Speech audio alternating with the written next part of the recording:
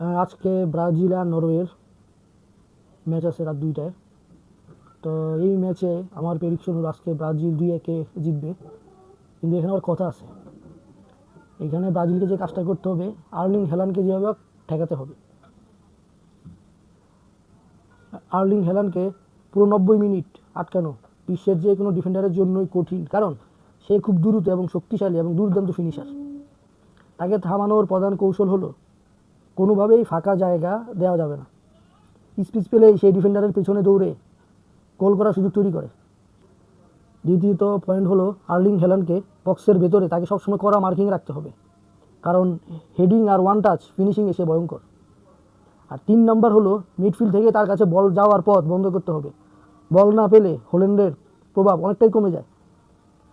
সর্বশেষে একজন ডিফেন্ডার দিয়ে নয়, দলগতভাবে তাকে সামলাতে হবে। একজন চাপ দেবে, আরেকজন কভারে করবে, কারণ এই মুহূর্তে এক মুহূর্তের অসাবধানতাই হল্যান্ডের জন্য গোল করার সুযোগ হয়ে যেতে পারে। তাই হল্যান্ডকে আটকানোর সবচেয়ে বড় উপায় হলো শৃঙ্খলাবদ্ধ দলগত ডিফেন্স। আপনার মতে আর্লিং হল্যান্ডকে ব্রাজিলের ডিফেন্সে কে আটকাতে পারবে? কমেন্ট করে জানান।